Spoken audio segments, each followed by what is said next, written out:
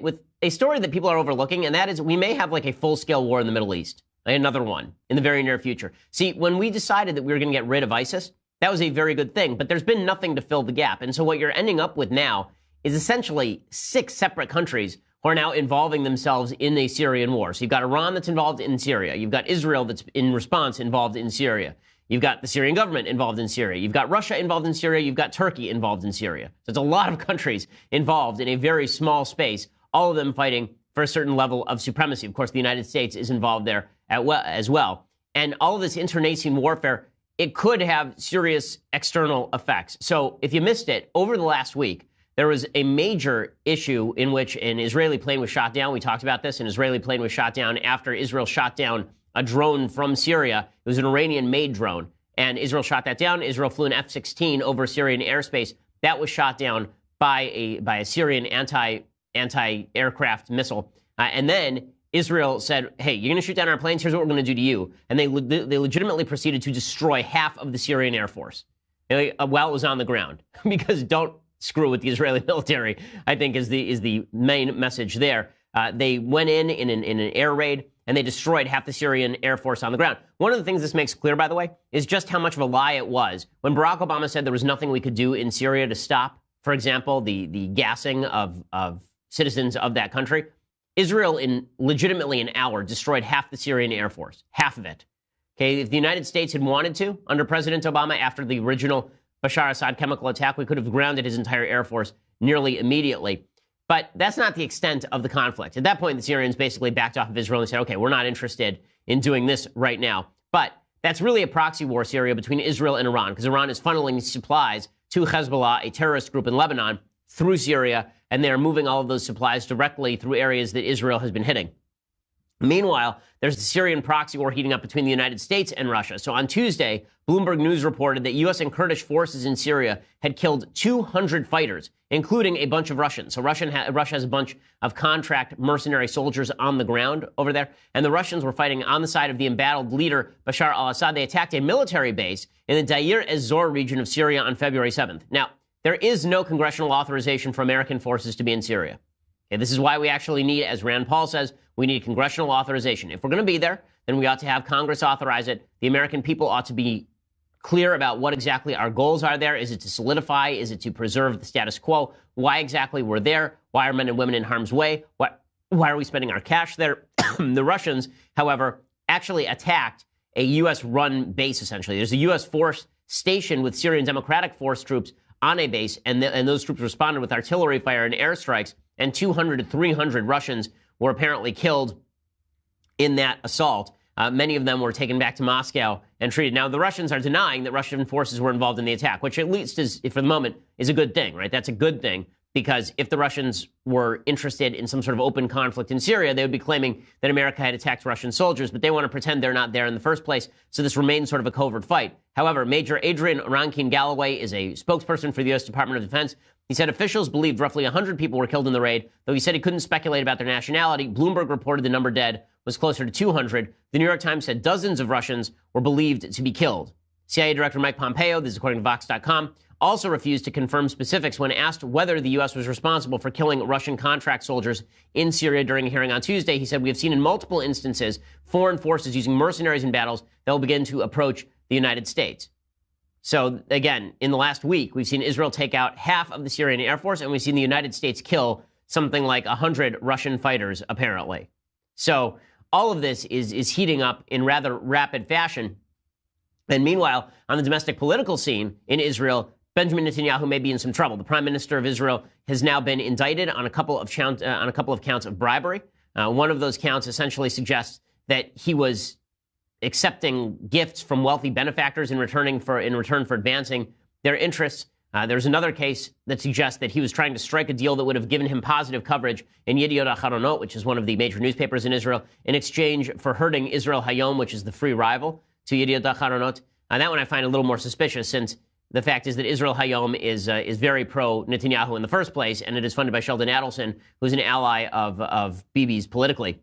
According to the police, in Case 1000, Netanyahu received champagne, cigars, jewelry, and clothing by demand and systematically valued at about 1 million shekels, which is about 280 grand in American dollars. the gifts he received from the Israeli-American Hollywood producer Arnon Milchan increased significantly once Netanyahu was elected prime minister. So there is a case to be made against him in the media case. One of the problems in that case is that one of the people testifying against him is a political rival who is a former news guy, Yair Lapid. He is now in the opposition. He was Netanyahu's finance minister in the past, and he has been testifying against Netanyahu.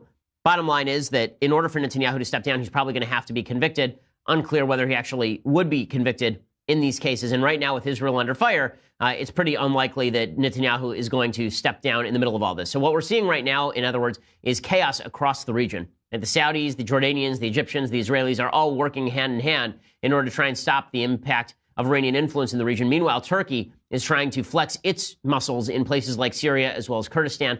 It is shocking how the West has abdicated its responsibility. And part of that, a huge percentage of that, most of that is on the Obama administration, which went out of its way to embolden Iran, which went out of its way not to do anything with Bashar Assad, which went out of its way to let ISIS run roughshod throughout the Middle East, at least until its latter days.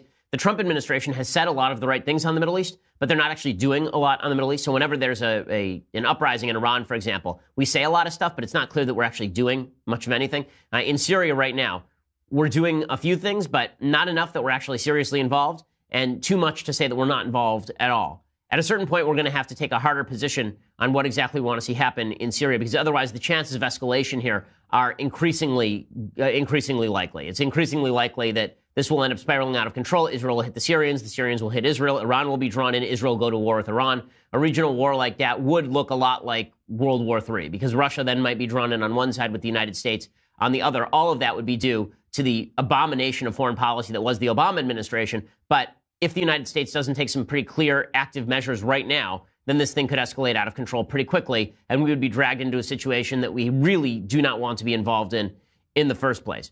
On the domestic political scene, Elizabeth Warren apparently is now speaking out about how she is a Native American. So she's speaking to the Native American or Native Indian Conference of some such or other. I'm not sure what exactly. It was the National Congress of American Indians. That's what it was. She made a surprise appearance at the National Congress of American Indians. And apparently she was incredibly great. I mean, she was just full-on regalia. She showed up with the headdress. She showed up with the smoke and peace pipe, the whole deal. And again, whenever I say things like this, it's not because I'm mocking Native American culture. It's because I'm mocking Elizabeth Warren for appropriating Native American heritage. Okay, so here's what she said to the Native American conference. Quote, "By all accounts, my mother was a beauty." I know Elizabeth Warren, by the way, and she is one of the more obnoxious humans on planet Earth. "By all accounts, my mother was a beauty. She was born in eastern Oklahoma on this exact day, Valentine's Day, in February 14th, 1912. She grew up in the little town of Wetumpka, the kind of girl who would sit for hours by herself playing the piano and singing. My daddy fell head over heels in love with her. But my mother's family was part Native American, and my daddy's parents were bitterly opposed to their relationship. So, in 1932, when my mother was 19 and daddy had just turned 20, they eloped." Okay, so she doesn't provide any evidence, by the way, that she is of Native American heritage at all. Like none, like zero evidence. And then she says, this is my favorite line, "I get why some people think there's hay to be made here. You won't find my family members on any rolls, and I'm not enrolled in a tribe." Right? So she's openly admitting that she's not enrolled in a tribe, that you won't be able to find any of her family members on the Native American rolls. Remember, the record keeping for Native American heritage is extremely good, right? It is very in-depth, which is why you can have situations where legitimately the government will come and take somebody who's a quarter Native American out of their foster home and bring them back to a reservation because of how good the rolls are, right? But this is the best part. She says, quote, "Our stories are deeply woven into the fabric of who we are. The stories of immigrants and slaves, of explorers and refugees, have shaped and reshaped our country right up to the present day. For far too long, your story has been pushed aside to be trotted out only in cartoons and commercials. So I'm here today to make a promise. Each time someone brings up my family's story, I'm going to use it to lift up the story of your families and your communities." And that last line there, as Alex Griswold says at Free Beacon, right, that is called using the Native American community as your political human shield. Right? Every time someone calls her Pocahontas, every time President Trump botches it and calls her Pocahontas, every time that happens, she's simply going to shift it and say, Native Americans are so important. Native American heritage is so important. Never mind the fact that we call her Pocahontas because she's been lying about her Native American heritage. I mean, she's as Native American as Sean King is black, apparently. Okay, the idea that and Sean King, by the way, his father was white, his mother was white on the birth certificate. He says that his mom had an affair. There's no evidence that any of this is true. The same thing is true of Elizabeth Warren. She suggests that she is Native American. There is no evidence that at all that Elizabeth Warren is Native American. How much of a joke is her Native American heritage? It's such a joke that Elizabeth Warren used as evidence of her Native American heritage the fact that she had submitted a recipe to a cookbook called, I kid you not, Pow Wow Chow. That was the name of the cookbook. And the recipe that she actually submitted was a recipe for crab bisque. Okay, which it turns out she actually copied from a copy of Good Housekeeping or something. It turns out that crab bisque is not actually a Native American heritage thing because crabs are not wandering across the fruited plains of Oklahoma, which is where she is from. So she's a joke. But this is what Democrats are going to do. They're going to do the intersectionality pyramid all the way to the bottom, which is just insane. And so they're struggling. Right? Democrats are struggling right now. There's a poll out right now, a shocking poll from the Politico Morning Consult survey, right? This is not a survey that is biased toward Republicans. And it shows generic polls right now among registered voters. 39% said they would back the GOP candidate in their district. 38% said they would support a Democrat. 23%